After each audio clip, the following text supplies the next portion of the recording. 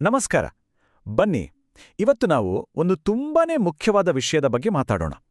ಹೆರಿಗೆಯ ನಂತರದ pelvic floor ಚೇತರಿಕೆ. ಇದು ಕೇವಲ ಒಂದಿಷ್ಟು ವ್ಯಾಯಾಮಗಳ ಬಗ್ಗೆ ಅಲ್ಲ. ಇದು ನಮ್ಮ ಶಕ್ತಿಯನ್ನ, ನಮ್ಮ ಆತ್ಮವಿಶ್ವಾಸವನ್ನ ಮತ್ತೆ ಗಳಿಸ್ಕೊಳ್ಳೋ ಒಂದು ಪಯಣ. ಹಾಗಾದ್ರೆ ಶುರು ಮಾಡೋಣಲ್ವಾ? ಈ ಮಾತು ಕೇಳಿದ್ರೆ ಎಷ್ಟೊಂದು ಧೈರ್ಯ ಬರುತ್ತೆ, ಹೌದಲ್ಲ? ನಕ್ಕಾಗ, ಸೀನಿದಾಗ ಆಗುವ ಆ ಸೋರಿಕೆ ಇದೆಯಲ್ಲ, ಅದು ತಾಯ್ತನದ ಒಂದು ನಾರ್ಮಲ್ ಭಾಗ. ಜೀವನ ಪೂರ್ತಿ ಇದನ್ನ ಸಹಿಸ್ಕೊಂಡೇ ಇರಬೇಕು ಅಂತ ಸುಮ್ನಾಗುವ ಅಗತ್ಯವೇ ಇಲ್ಲ. ಈ ವಿಶ್ಲೇಷಣೆಯ ಮೂಲ ಸಂದೇಶವೇ ಇದು. ಈ ಸಮಸ್ಯೆಯನ್ನ ಎದುರಿಸ್ತಿರುವವರು ಒಂಟಿಯಲ್ಲ, ಮತ್ತಿದಕ್ಕೆ ಖಂಡಿತ ಪರಿಹಾರ ಇದೆ. ಹಾಗಾದ್ರೆ ಈ ನಾರ್ಮಲ್ ಅಂತ ನಾವು ಅಂದುಕೊಂಡಿರೋದು ನಿಜವಾಗಿಯೂ ಏನು? ಇದು ಮುಜುಗರ ಪಟ್ಕೊಳ್ಳೋ ವಿಷಯ ಅಲ್ಲವೇ ಅಲ್ಲ. ಇದೊಂದು ದೈಹಿಕ ಗಾಯ, ಅದಕ್ಕೊಂದು ಸಂಕೇತ. ಇದನ್ನು ನಾವು ನಿರ್ಲಕ್ಷ್ಯ ಮಾಡೋ ಹಾಗೆ ಇಲ್ಲ. ಸರಿ, ಮೊದಲು ಈ ಪೆಲ್ವಿಕ್ ಫ್ಲೋರ್ ಅಂದ್ರೆ ಏನು ಅಂತ ಸರಿಯಾಗಿ ಅರ್ಥ ಮಾಡ್ಕೊಳ್ಳೋಣ.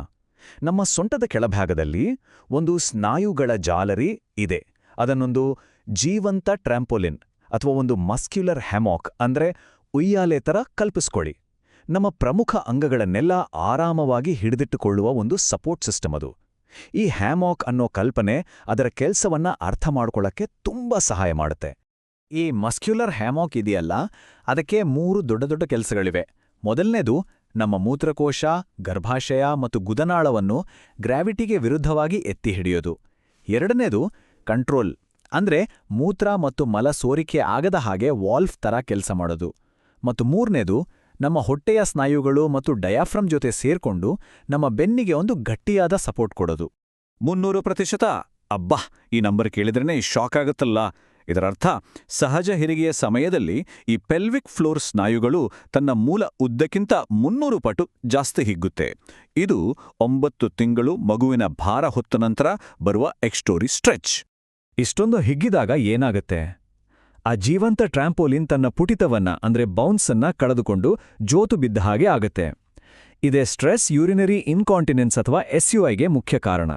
ಅಂದ್ರೆ ಕೆಮ್ದಾಗ, ಸೀನಿದಾಗ, ಜೋರಾಗಿ ನಕ್ಕಾಗ ಮೂತ್ರ ಸೋರಿಕೆ ಆಗೋದು. ಅಷ್ಟೇ ಅಲ್ಲ, ಪೆಲ್ವಿಕ್ ಆರ್ಗನ್ ಪ್ರೋಲ್ಯಾಪ್ಸ್ ಅಂದ್ರೆ POP ಅಪಾಯ ಕೂಡ ಹೆಚ್ಚಾಗುತ್ತೆ. ಇದರಲ್ಲಿ ಶ್ರೋಣಿಯ ಅಂಗಗಳು ತಮ್ಮ ಜಾಗದಿಂದ ಕೆಳಗೆ ಜಾರೋಕೆ ಶುರುವಾಗುತ್ತೆ. ಸರಿ, ಸಮಸ್ಯೆಯ ಮೂಲ ಏನು ಅಂತ ಈಗ ನಮಗೆ ಸ್ಪಷ್ಟವಾಗಿ ಅರ್ಥ ಆಯ್ತು. ಈಗ ನೇರವಾಗಿ ಪರಿಹಾರದ ಕಡೆಗೆ ಗಮನ ಕೊಡೋಣ. ಇದಕ್ಕಾಗಿ ಒಂದು ಕ್ಲಿನಿಕಲ್ ಆಗಿ ಪ್ರೂವ್ ಆದ 5 ಹಂತದ ಚೇತರಿಕೆಯ ಯೋಜನೆಯ ಬಗ್ಗೆ ತಿಳಿದುಕೊಳ್ಳೋಣ. ಈ 5 ಹಂತದ ರಿಹ್ಯಾಬ್ ಯೋಜನೆಯ ನಿಯಮಗಳು ಹೀಗಿವೆ. 1. ಸರಿಯಾದ ಸ್ನಾಯು ಯಾವುದು ಅಂತ ಕಂಡಿಡಿಯೋದು. 2. ಪ್ರತಿದಿನ ಮಾಡಬೇಕಾದ ಕೆಗಲ್ ವ್ಯಾಯಾಮದ ಪ್ರಿಸ್ಕ್ರಿಪ್ಷನ್. 3. ದಿ ನ್ಯಾಕ್ ಅನ್ನೋ ಒಂದು ಸೂಪರ್ ಟೆಕ್ನಿಕ್. 4. 6 ವಾರಗಳ ಕಾಲ ಭಾರ ಎತ್ತೋದಕ್ಕೆ ಸಂಪೂರ್ಣ ನಿಷೇಧ. ಮತ್ತು 5. ಯಾವುದೇ ಶ್ರಮದ ಕೆಲಸ ಮಾಡುವಾಗ ಉಸಿರಿನ ಹೊರಹಾಕೋದು. ಇದೊಂದು systematic program, step by step follow ಮಾಡಬೇಕು. ಮೊದಲನೇ ನಿಯಮ, ಸರಿಯಾದ ಸ್ನಾಯುವನ್ನು ಗುರುತಿಸೋದು. ಇದಕ್ಕಾಗಿ ಸ್ಟಾಪ್ ಸ್ಟ್ರೀಮ್ ಟೆಸ್ಟನ್ನ ಒಮ್ಮೆ, ನೆನಪಿಡಿ, ಕೇವಲ ಒಂದೇ ಒಂದು ಸಾರಿ ಮಾಡಬೇಕು. ಮೂತ್ರ ವಿಸರ್ಜನೆ ಮಾಡುವಾಗ ಮಧ್ಯದಲ್ಲಿ ಹರಿವನ್ನು ನಿಲ್ಲಿಸಲು ಪ್ರಯತ್ನಿಸಿ. ಆಗ ಯಾವ ಸ್ನಾಯುಗಳು ಬಿಗಿಯಾಗುತ್ತೋ ಅವೇ ನಮ್ಮ ಪೆಲ್ವಿಕ್ ಫ್ಲೋರ್ ಸ್ನಾಯುಗಳು. ಆದರೆ ಇಲ್ಲೊಂದು ತುಂಬಾನೇ ಮುಖ್ಯವಾದ ಎಚ್ಚರಿಕೆ ಇದೆ. ಇದನ್ನ ಪದೇ ಪದೇ ಮಾಡಬಾರ್ದು. ಇದೊಂದು ವ್ಯಾಯಾಮ ಅಲ್ಲ. ಹೀಗೆ ಮಾಡೋದ್ರಿಂದ ಮೂತ್ರಕೋಶಕ್ಕೆ ತೊಂದರೆ ಆಗ್ಬೋದು. ಸರಿಯಾದ ಸ್ನಾಯು ಯಾವುದು ಅಂತ ಗೊತ್ತಾಯ್ತು. ಈಗ ಕೆಗಲ್ ವ್ಯಾಯಾಮವನ್ನ ಪರ್ಫೆಕ್ಟಾಗಿ ಮಾಡೋದು ಹೇಗೆ? ಅದಕ್ಕೆ ಈ ಎಲಿವೇಟರ್ ಐಡಿಯಾ ತುಂಬಾ ಚೆನ್ನಾಗಿ ವರ್ಕ್ ಆಗುತ್ತೆ. ಯೋನಿಯನ್ನು ಒಂದು ಎಲಿವೇಟರ್ ಶಾಫ್ಟ್ ಅಂತ ಕಲ್ಪಿಸ್ಕೊಳ್ಳಿ. ಮೊದಲು ಎಲಿವೇಟರ್ ಬಾಗಿಲನ್ನು ಮುಚ್ಚೋ ತರಹ ಸ್ನಾಯುಗಳನ್ನ ಬಿಗಿಗೊಳಿಸಿ. ನಂತರ ಆ ಎಲಿವೇಟರ್ ಅನ್ನ ನಿಧಾನವಾಗಿ ದೇಹದೊಳಗೆ ಮೇಲಕ್ಕೆ ಎಳೀರಿ. ಆ ಬಿಗಿಗೊಳಿಸಿ ಮತ್ತು ಮೇಲಕ್ಕೆತ್ತುವ ಚಲನೆ ಇದೆಯಲ್ಲ, ಅದೇ ಕೆಗಲ್ ವ್ಯಾಯಾಮದ ಸೀಕ್ರೆಟ್. ಎರಡನೇ ನಿಯಮ, ನಮ್ಮ ಡೈಲಿ ಕೇಗಲ್ ಪ್ರಿಸ್ಕ್ರಿಪ್ಷನ್.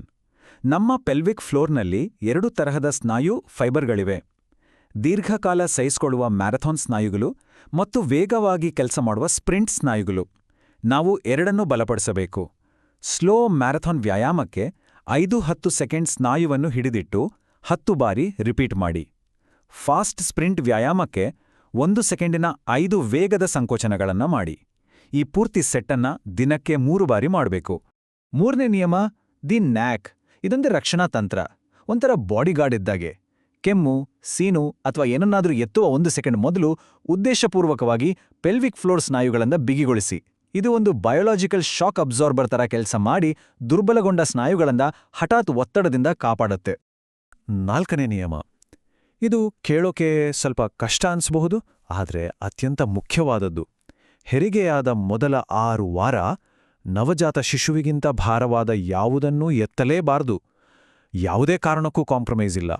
ನಮ್ಮ ಮನೆಗಳಲ್ಲಿ ನೀರಿನ ಬಕೆಟ್, ಗ್ಯಾಸ್ ಸಿಲಿಂಡರ್, ಒದ್ದೆ ಬಟ್ಟೆಗಳು ಇವೆಲ್ಲವನ್ನು 6 ವಾರ ಮರೆತುಬಿಡಬೇಕು. ಗಂಭೀರವಾದ ಪ್ರೊಲ್ಯಾಪ್ಸ್ ತಡೆಯಲು ಇದು ಅತ್ಯಗತ್ಯ. 5ನೇ ನಿಯಮ ಉಸಿರಾಟದ ತಂತ್ರ. ಯಾವುದೇ ಶ್ರಮದ ಕೆಲಸ ಮಾಡುವಾಗ ಉಸಿರನ್ನು ಬಿಗಿಹಿಡಿಯಬಾರದು. ಹಾಗೆ ಮಾಡಿದರೆ ಹೊಟ್ಟೆಯೊಳಗೆ ಗಾಳಿಯು ಸಿಕ್ಕಿ ಹಾಕೊಂಡು ಒಂದು ಪಿಸ್ಟನ್ ತರಹ ಪೆಲ್ವಿಕ್ ಫ್ಲೋರ್ ಮೇಲೆ ಕೆಳಕ್ಕೆ ಒತ್ತಡ ಹಾಕುತ್ತೆ. ಅದರ ಬದಲು ಬ್ಲೋ ಬಿಫೋರ್ ಯು ಗೋ ಅನ್ನೋ ನಿಯಮವನ್ನ ಪಾಲಿಸಿ. ಅಂದ್ರೆ ಶ್ರಮ ಹಾಕುವ ಮುನ್ನ ಬಾಯಿಂದ ಜೋರಾಗಿ ಉಸಿರನ್ನು ಹೊರಹಾಕಿ. ಇದು ಒತ್ತಡವನ್ನು ಮೇಲ್ಮುಖವಾಗಿ ಬಿಡುಗಡೆ ಮಾಡಿ ಆ ಹ್ಯಾಮ್ಯಾಕ್ ಅನ್ನು ರಕ್ಷಿಸುತ್ತೆ. ಸರಿ, ರಿಕವರಿ ಪ್ಲಾನ್ ಗೊತ್ತಾಯ್ತು.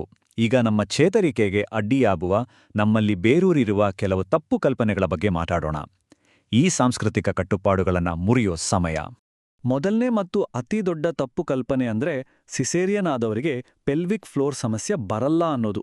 ಇದು ಪೂರ್ತಿ ತಪ್ಪು. 9 ತಿಂಗಳ ಗರ್ಭಧಾರಣೆಯ ಭಾರವೇ ಪೆಲ್ವಿಕ್ ಫ್ಲೋರ್ ಅನ್ನು ದುರ್ಬಲಗೊಳಿಸಲು ಸಾಕು. ಹಾಗಾಗಿ ಹೆರಿಗೆ ಹೇಗಾಯ್ತು ಅನ್ನೋದು ಮುಖ್ಯವಲ್ಲ.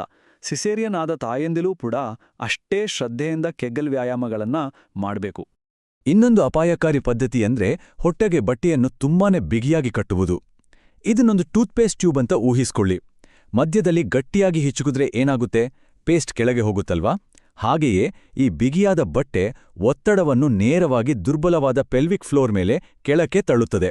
ಇದು ಪ್ರೊಲ್ಯಾಪ್ಸ್ ಮತ್ತು ಸೋರಿಕೆಯ ಅಪಾಯವನ್ನು ಇನ್ನಷ್ಟು ಹೆಚ್ಚಿಸುತ್ತೆ.